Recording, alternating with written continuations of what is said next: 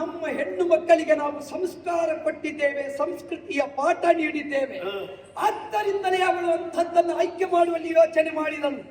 ನಿಮ್ಮಂತಹ ರಾಕ್ಷಸರೆಲ್ಲ ಹೆಣ್ಣು ಮಕ್ಕಳನ್ನು ಮರುಳು ಮಾಡಿ ವಂಚಿಸಿ ಅವರ ಮನಸ್ಸನ್ನು ಸೂರೆಗೊಂಡು ಕೊನೆಗೆ ಕೊಂಡು ಹೋದಿರಿಂತಾದ್ರೆ ಮತ್ತೆ ಆ ಹೆಣ್ಣು ಮಕ್ಕಳ ಕುಟುಂಬದವರು ಎಲ್ಲೆಲ್ಲಿ ಎಷ್ಟೆಷ್ಟು ತುಂಡು ಉಂಟು ಅಂತ ಹುಡುಕಬೇಕಾದೀತು. ಅಂತಹದ್ದರಲ್ಲಿ ನಿಮ್ಮ ತಪ್ಪು ಅದು. ನೀವು ನಿಮ್ಮ ಹೆಣ್ಣು ಮಕ್ಕಳಿಗೆ ಸಂಸ್ಕಾರ ಕೊಟ್ಟಿರಿ ಅಲ್ವಾ, ವಿದ್ಯೆ ಕೊಟ್ಟಿರಿ. ನೀವು ಮಾಡಿದ ತಪ್ಪು ಅದು. ಯಾವುದು? ಅದು ಯಾವತ್ತೂ ಹೆಣ್ಣು ಮಕ್ಕಳಿಗೆ ಕೊಡಬಾರದು. ಆ ರೀತಿ ಸಂಸ್ಕಾರ ವಿದ್ಯೆ ಕೊಟ್ಟ ಕಾರಣವೇ ನಿಮ್ಮ ಹೆಣ್ಣು ಮಕ್ಕಳು ಒಂದು ಹೆರುವುದಕ್ಕೂ ಕೇಳುವುದಿಲ್ಲ, ಮಕ್ಕಳಿಗೆ ಮೊಲೆ ಹಾಲು ಕೊಡುವುದಕ್ಕೂ ಕೇಳುವುದಿಲ್ಲ. ನಮ್ಮಲ್ಲಿ ಹಾಗಲ್ಲ, ನಾವು 10 ಹುಟ್ಟಿಸ್ತೇವೆ, ಜನಸಂಖ್ಯೆ ಹೆಚ್ಚಿಸ್ತೇವೆ. ಆದರೆ ನೆನಪಿಟ್ಟುಕೋ ಒಂದು ವಿಷಯವನ್ನು, ನಮ್ಮ ಹೆಣ್ಣು ಮಕ್ಕಳ ಗರ್ಭದಲ್ಲಿ ಹುಟ್ಟಿದ ಒಂದೊಂದು ಕುಡಿಗಳು ರಾಷ್ಟ್ರ ಪ್ರೇಮದ ಕಿಡಿಗಳಾಗಿಯೇ ಹುಟ್ಟುವಳಿಯುತ್ತಾವೆ. ರಾಷ್ಟ್ರ ಪ್ರೇಮದ ಕುಡಿಗಳಾಗಿ ಹುಟ್ಟಿದ್ರೆ ನನ್ನ ಆಕ್ಷೇಪ ಇಲ್ಲ. ಹುಟ್ಟಿದ ಒಂದೊಂದು ಕೂಡ ಕತ್ತಲೆ ಆಗುವಾಗ ಕುಡಿ ಇಷ್ಟಿಷ್ಟು ತುಂಬಿಸಿದ್ರೆ ಏನು ಪ್ರಯೋಜನ? ಆದರೆ ನಮ್ಮವರು ಕಾಣುವ ಹಾಗೆ ತುಂಬಿಸ್ತಾರೆ, ನಿಮ್ಮವರು ಕಾಣದ ಹಾಗೆ ತಿಂದು ಮಾಡುವ ಅನಾಹುತ ಉಂಟಲ್ಲ, ಅದನ್ನು ಈ ಸಲ ಪತ್ತೆ ಹಚ್ಚುವ ವ್ಯವಸ್ಥೆಗೆ ತೊಡಗಿದ್ದೇನೆ. ಪಾತಾಳಕ್ಕೇತು ನಮಗೆ ಆ ಭಯವೇ ಇಲ್ಲ. ಯಾಕೆ ಬರಲಿಲ್ಲ? ಯಾಕೆ? ನಮ್ಮ ಜನಸಂಖ್ಯೆ ವಿಪರೀತ ಹೆಚ್ಚಾಗಿ ಆಗಿದೆ. ನಾವು ಯಾವ ದುರ್ಬುದ್ಧಿ ಮಾಡಿ ಒಂದು ಕಡೆಯಿಂದ ಎಷ್ಟು ಸತ್ತರೂ ಕೂಡ ಅದರಿಂದ ಹೆಚ್ಚು ನಾವು ಹುಟ್ಟಿಸ್ತೇವೆ. ನಾವು ನಿಮಗೆ ಸೂಚನೆ ಕೊಡುವುದು ಅದನ್ನೇ. ನೀವು 20-30 ಹುಟ್ಟಿಸಿ ಹಾಕಿದ್ರೆ ಸಾಲದು, ಅವುಗಳಿಗೆ ಸಂಸ್ಕಾರ ಕೊಡಿ, ಸಂಸ್ಕೃತಿಯ ಪಾಠ ಮಾಡಿ.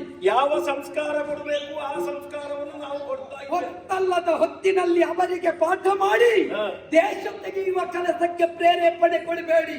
ಅವರು ಉತ್ತಮರಾಗಿ ರಾಷ್ಟ್ರ ಪ್ರೇಮಿಗಳಾಗಿ ಬರ್ತಾರೆ ಅಂತಾದ್ರೆ ಹೃದಯದಲ್ಲಿ ಜಾಗ ಕೊಟ್ಟು ಅವರನ್ನು ಸ್ವಾಗತ ಮಾಡ್ತೇವೆ. ಅದಲ್ಲ ಮಾಡಿದ್ದು ನಡೆಯುತ್ತದೆ ಎಂಬ ಹಾಗೆ ನಮ್ಮ ಸಂಸ್ಕೃತಿ ಸಂಸ್ಕಾರದ ಮೇಲೆ ಹಲ್ಲೆ ಮಾಡುವುದಕ್ಕೆ ಬಂದ್ರೆ ಕಂಡಲ್ಲಿ ಹುಡುಕಿ ತೆಗೆದು ಸಂಪೂರ್ಣ ನಿಷೇಧ ನಾವೇ ಮಾಡ್ತೇವೆ. ನೀವಿನ್ನು ನಮಗೆ ಅವಕಾಶ ಕೊಡಬೇಕಾದಂತ ಅಗತ್ಯ ಇಲ್ಲ. ನಿಮ್ಮ ಕಾಲಿನಡಿಯ ಮಣ್ಣು ಜಾರಿಯಾಗಿದೆ, ನಮ್ಮ ಜನಸಂಖ್ಯೆ ಹೆಚ್ಚಾಗಿದೆ. ಇನ್ನು ನಾವು ಹೇಳಿದ ಹಾಗೆ ನೀವು ಕೇಳತಕ್ಕದ್ದು ಯಾವ ಕಾರಣಕ್ಕೂ ಅದು ಈ ಕಾಲಕ್ಕೆ ಸಾಧ್ಯ ಇಲ್ಲ. ಅದನ್ನು ಚೆನ್ನಾಗಿ ನೀವು ಅರ್ಥ ಮಾಡಿಕೊಳ್ಳಬೇಕು. ವರ್ತಮಾನ ಕಾಲದಲ್ಲಿ ಸಮಗ್ರವಾದ ಭರತ ಖಂಡದ ಧರ್ಮ ಸಂಹಿತೆಯನ್ನು ಎತ್ತಿ ಹಿಡಿದು ನಿಮ್ಮಂತಹ ಕುಲಗೆಡುಕರನ್ನು ಮಟ್ಟ ಹಾಕುವುದಕ್ಕೆ ಎದ್ದು ನಿಂತವ ಶತ್ರುಜಿತ ಜ್ಞಾನನಂದನ ವರ್ತಮಾನ ಕಾಲದ ನರೇಂದ್ರ